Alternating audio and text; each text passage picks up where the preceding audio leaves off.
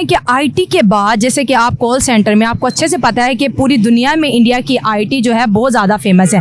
IT के बाद अब इंडिया जो है सेमीकंडक्टर हब बनने जा रहा है। क्या कहेंगे इंडिया की इस अचीवमेंट पे?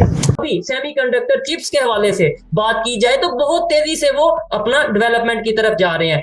अच्छा, इसी मीटिंग में या इन्हीं चीजों को लेके इंडिया के प्राइम मिनिस्टर ने एक बड़ी स्टेटमेंट दी है। उन्होंने ये बोला है, India time to shine. Hindustan हमेशा से, अगर हम पाकिस्तान या इंडिया का कंपैरिजन करें तो पाकिस्तान से तो वो कई साल आगे है टेक्नोलॉजी के लिहाज से। उनके पास हंड्रेड्स ऑफ यूनिकॉर्न स्टार्टअप्स हैं। जी, तो अब आप अपनी खुद बनानी शुरू कर देंगे तो ये इंडिया की, वो क्या कहते हैं, independence as an industrial nation और ज्यादा मजबूत होगी। कि पिछले 9 साल में जब से प्राइम मिनिस्टर मोदी आए हैं एज अ प्राइम मिनिस्टर, उन्होंने भारत में बहुत काम किया है, खास तौर पे इकोनॉमी जो कि बहुत इम्पोर्टेंट है, और पाकिस्तान में सबसे कम तवज्जो इसी तरफ दी गई। हमारा सिर्फ मांगने तांगने पे ही गुजारा रहा। हमने कहा अच्छा, फॉरेन मिनिस्टर भी हमारा वो सक्सेसफुल हम समझते हैं जो कहीं से पैसा मांग के ले आए। जितनी आपके पास एडवांस सोफिस्टिकेटेड टेक्नोलॉजी हो, उतना वो मुल्क जो है वो स्ट्रॉन्ग फील करता है और वो आगे बढ़ने की उसकी कैपेसिटी जो है, कैपेबिलिटी जो है वो बढ़ जाती है। ताइवान के बाद हिंदुस्तान जो है वो पहला मुल्क है जो सेमीकंडक्टर चिप की फैक्ट्री लगाने जा रहा है। हिंदुस्तान की इस कामयाबी पर आप क्या कहना चाहेंगे? इंडिया वैसे भी जो है ना वो बहुत सारी चीज़ों में जो है ना वो आ रहा है। इवन कि आप ये कहते हैं कि जो अमेरिका के बाद जो है ना वो आईटी का हब जो है ना वो इंडिया बन रहा है।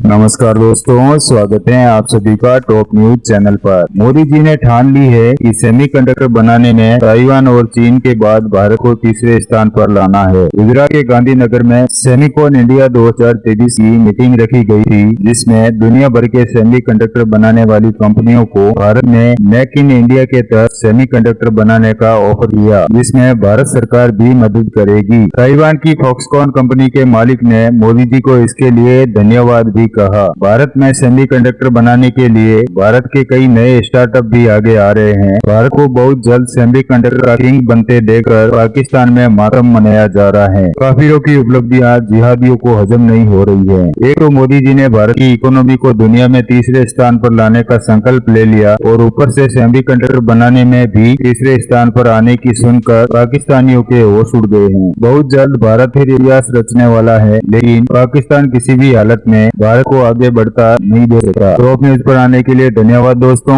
वीडियो को पूरा देखें, लाइक, शेयर और सब्सक्राइब जरूर करें। जय हिंद। इंडिया का जो मिशन है सेमीकॉन इंडिया, इसमें क्या कहेंगे? जैसे हमने देखा कि इंडिया ने आईटी में अपनी मोनोपोली पूरी दुनिया में बनाई, उसके बाद जो है इस दफा इंडिया बहुत ज्यादा मोटिवेटेड लग रहा है, अपने लोगों को मोटिवेट कर रहा है, पूरी दुनिया को मोटिवेट कर रहा है कि इंडिया के अंदर आके आप इन्वेस्टमेंट करें, लेकिन आप ये जो इन्वेस्टमेंट है सेमीकंडक्टर फैक्ट्रीज लगाएं यहाँ पर।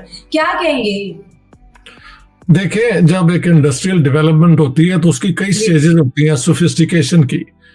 हाई टेक की तरफ जब आप जाते हैं तो उनमें कई स्टेजेस है ना।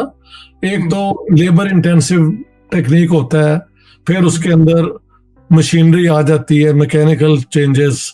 अब जिस तरह डेवलपमेंट हो रही है, इंडिया ये अपना ये नई सोफिस्टिकेटेड जो है टेक्नोलॉजी वो लेके आ रहा है। और इसमें मुझे पर्सनल खुशी यूं है कि ये जो आप बता रही है ना, अहमदाबाद में हब बन रहा है।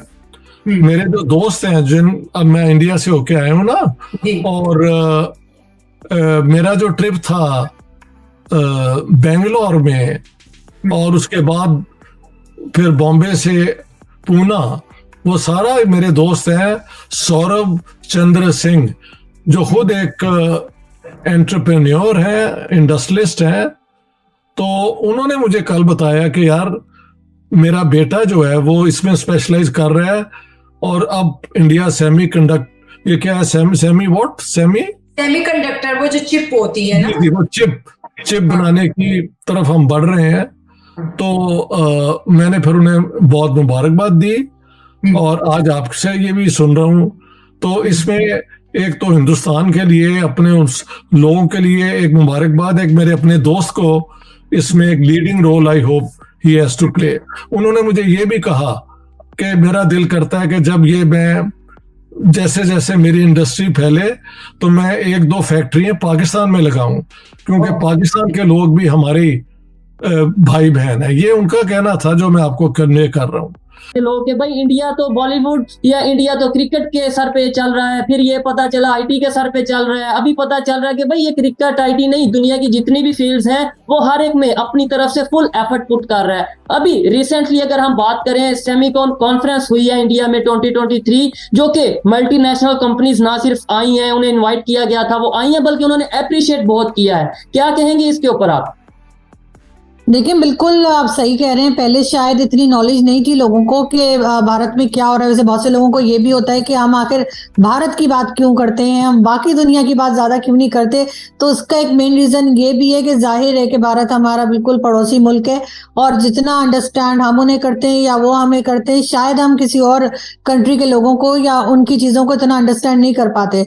और जाहिर है कि जिस तरीके से भारत में आगे बढ़ा जा रहा है तो वो हमें भी सीखना चाहिए। और बिल्कुल आपने ठीक कहा कि इनका मेड इन इंडिया भी एक चला था, एक मुहिम चली थी कि जी मेड इन इंडिया जो है वो होना चाहिए। और उसके साथ साथ पहले बिल्कुल यही समझा जाता था कि शायद बॉलीवुड से या फिर थोड़ा बहुत लोग वैसे टूरिज्म को भी कहते थे कि भारत अपने टूरिज्म से भी बहुत कमाता है। और ये भी फैक्ट है, क्योंकि उनके आप देख सकते हैं कि सारी दुनिया के लोग जाते हैं और वहां पे कोई इस किस्म का सिक्योरिटी का या कोई और इशू नहीं होता।